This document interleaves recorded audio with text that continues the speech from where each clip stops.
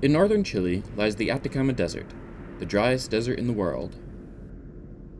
I found myself there in the middle of summer, at the town of San Pedro de Atacama, and, not wanting to crank through endless open desert, I decided to cross the Andes into Argentina and ride south along the famous Route 40.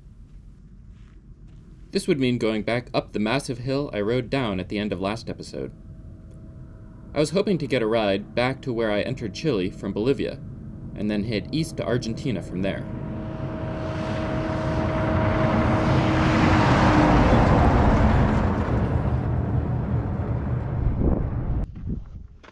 Alright, no luck so far. I think I'm gonna try again tomorrow. I don't have enough water, I think, to get to the next town anyway, so. Alright, so it's the next day. No luck yesterday. I looked into buses and taxis and they're both too expensive, so looks like I'm cranking it.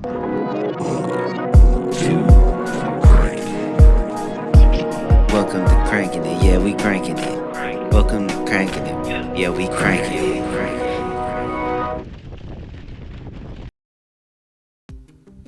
The road was long and steep as I retraced my cranks back up the hill and towards the border.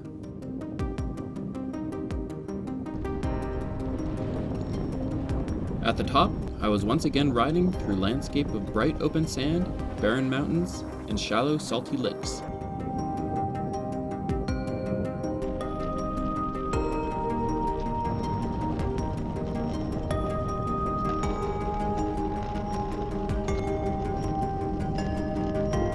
With the wind at my back and smooth pavement under my wheels, it was only a couple days before I reached the border with Argentina. Alright, I'm in Argentina. So I guess that means I've done it then, huh? Cycles from Alaska to Argentina, you know? So here I am.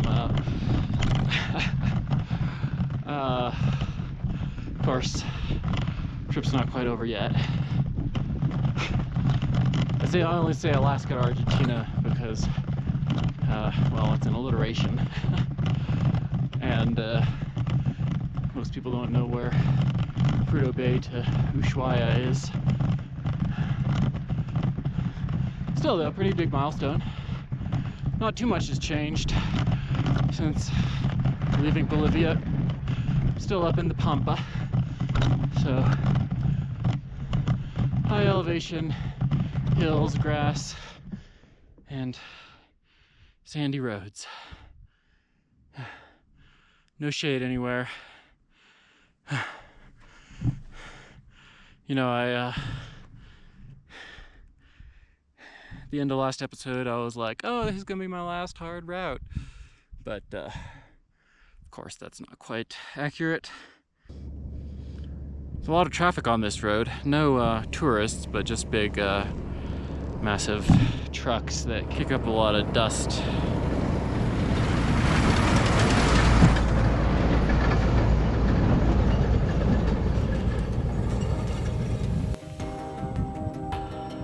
A couple days after crossing the border, I got on the iconic Route 40, a small highway that runs the length of western Argentina, all the way down to Patagonia.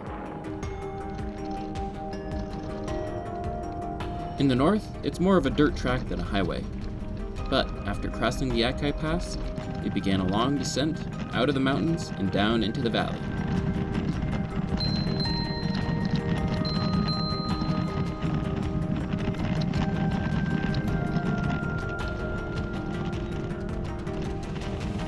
As I descended, more plant life began to appear. Giant cactuses, as well as green fields lining the river.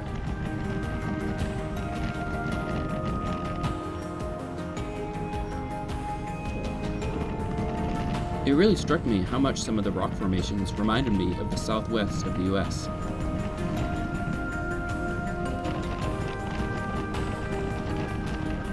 Further along, I wound my way through the Angostaco Valley, with even more crazy rock formations pointing in all different angles.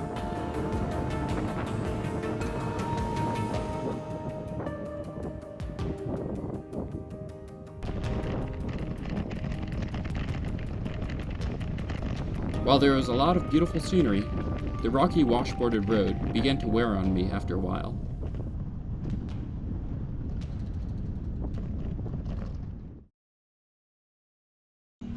Tengo un billete de 50 pesos. Tengo 50, pero ahora voy a formar 500. Listo.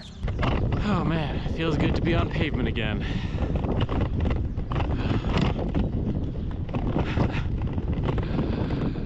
I think now I'm finally at the easy part. Back down in lower elevation, there's trees, birds chirping. It's warm down here, you know, not quite so much wind. It just feels nice. Along with pavement came the start of wine country. I passed by acres of vineyards and dozens of wineries.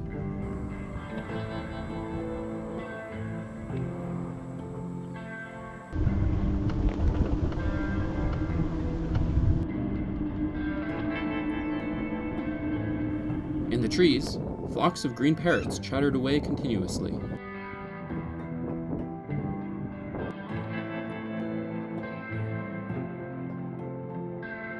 It wasn't to last, however. As soon as I headed out of the town that I was riding through, the vineyards disappeared and were replaced by low brush and open sun. Most of the roads were paved and smooth, however, so I tried to take advantage and crank my way to the next town for more shade.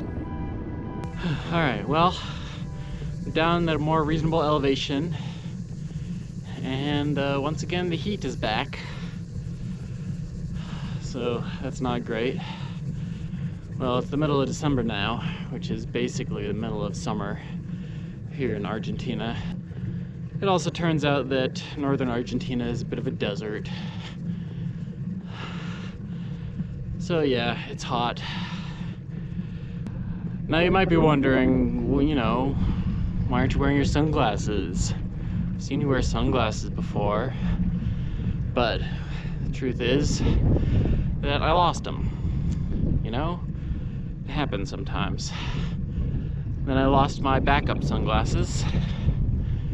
Then I bought a new pair of sunglasses and I lost them.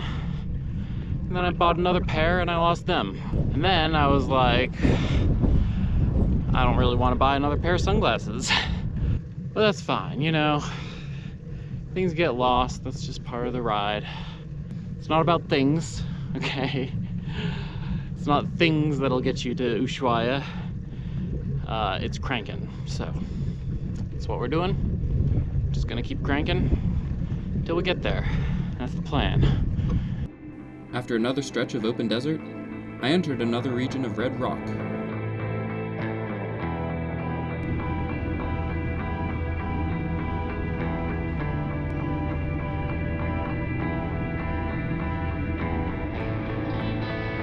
On the other side, I left Route 40 and headed along an alternate, closer to the mountains to get out of the heat.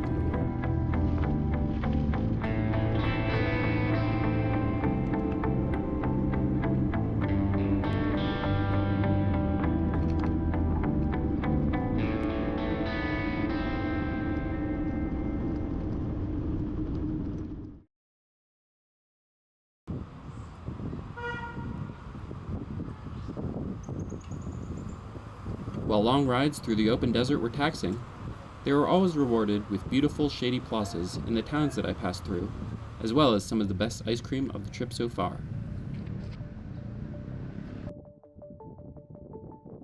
I headed up to higher elevations, choosing to face wind and gravel rather than the heat.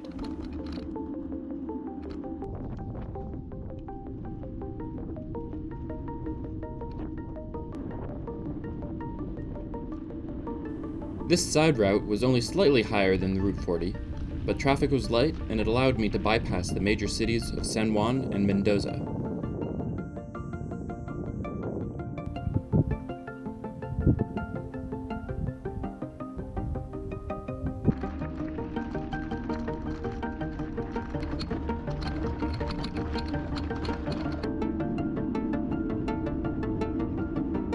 On top of that, the route was sometimes paved, and being so far west meant fantastic views of the Andes.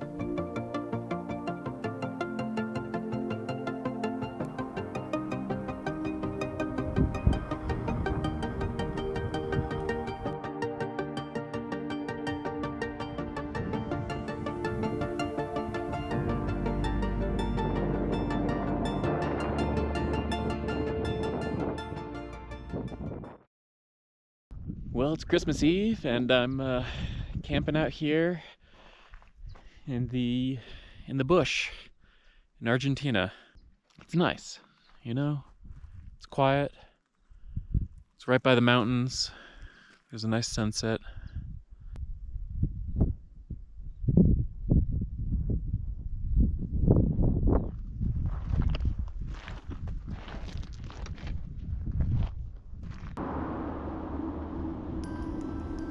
On Christmas Day, I headed out again, down a narrow canyon and back to Route 40.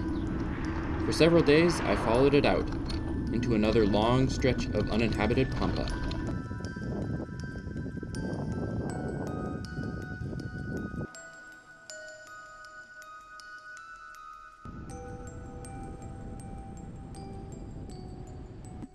God, I hate recording these.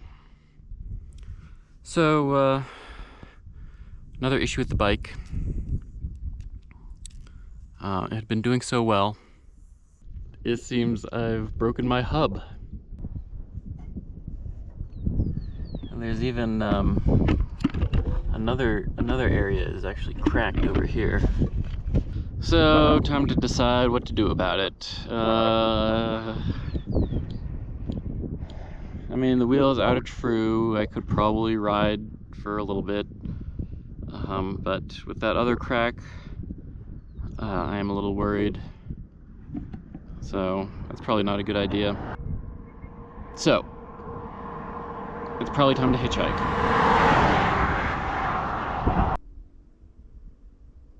Once again, I found myself standing by the side of the road, hoping that someone with a pickup would take pity on me.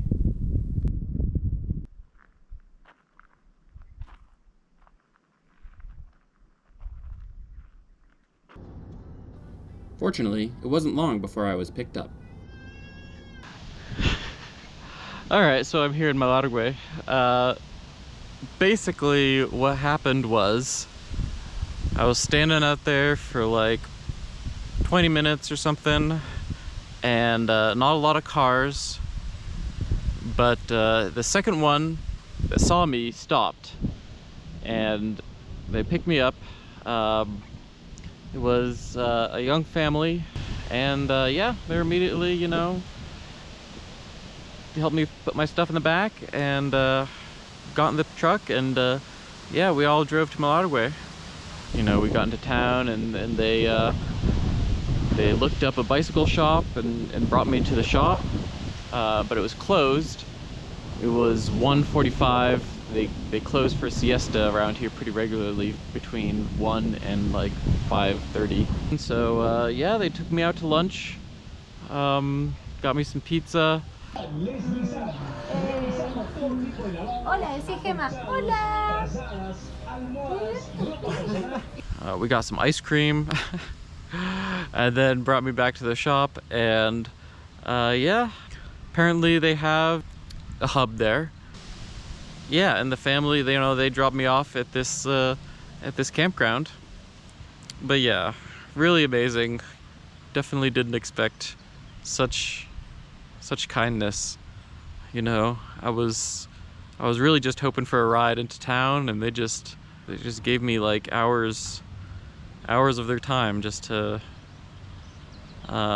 feed me and to make sure I was settled with my bike repair. Yeah, really incredible. I guess that's the upside to hitchhiking, is it can really renew your faith in humanity.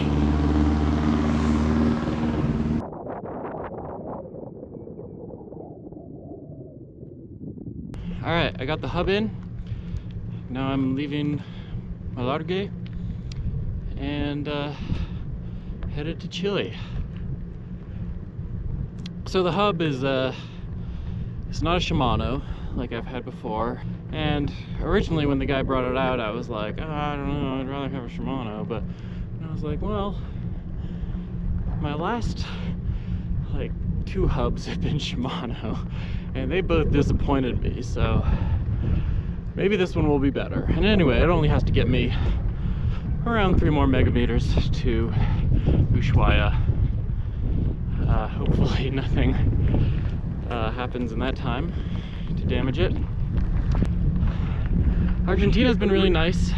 It's been beautiful, but it's also been very hot. And I kind of went into it thinking like, oh, I'm gonna just crank it out. It's gonna be nice and easy and paved, taking this highway. I'm gonna avoid the desert, but it turned out that, well, there's desert on this side of the mountains too, just maybe less intense, but still.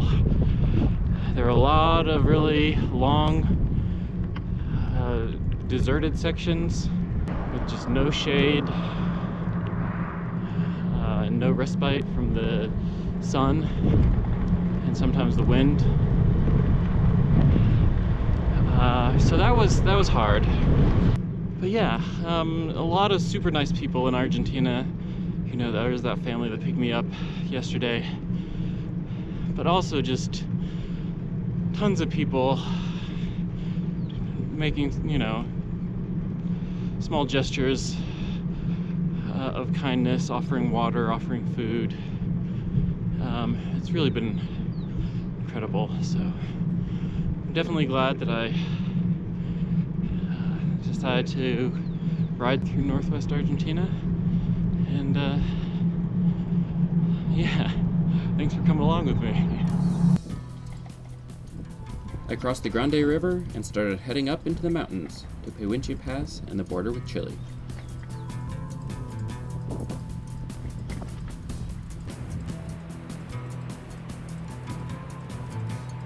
I was leaving behind Argentina and Route 40, but I knew I would be back to both of them before the end of the ride.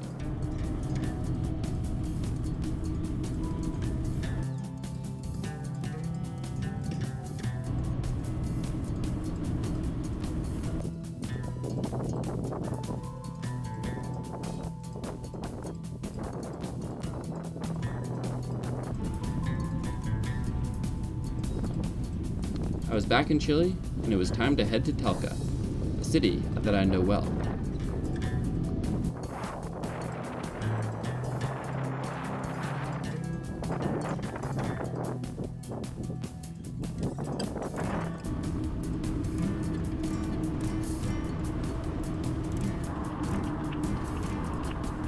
Back in 2006, I did a Rotary student exchange in which I lived for a year in Talca. 18 years later, my host family still lives here and agreed to host me for another week as I work on this episode. Soon I'll be heading out again, south through Chile, along the coast, and then up into the foothills of the Andes.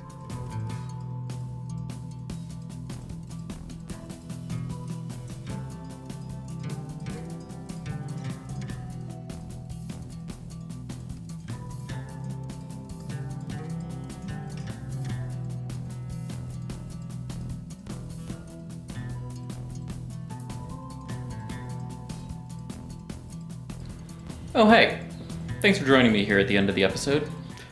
Man, you know, it feels good to be out of the desert. It's kind of funny how many times I said it, like, oh, I think this is going to be the easy part, and then it continued to be hard. But I think, you know, there's never really any easy cycle touring. As long as there's uphills, you know, there's going to be cranking. But now I think, for reals, I think I'm finally out of the desert. It's still gonna be hot for a while, but I'm back in the trees, you know, and looking at the road forward, I think it's gonna be a lot more trees, a lot more lakes and rivers, all the way down to Patagonia. Thank you so much for joining me on this episode and all the episodes that you've been watching. It's really been great to see how much support I've been getting from these videos. I never really thought that they would be watched, but I'm glad you're enjoying them. A huge thank you to all my supporters, and especially my supporters on Patreon. Judy Friesem, Dan Phillips, Graham Barron Mickle, Kate Mike Glasser, Jane Hilton, Joji Kojima, Michael Barker, Marion Hinman, Dee Axelrod, Holly and Ed, Sheila and Garth, and Ted Chase. If you want to help support the channel, please remember to hit the like and subscribe buttons. And if you're feeling really generous, you can join the Crankin' It community on Patreon, patreon.com/crankinit. Thank you so much, and I'll see you on the next one.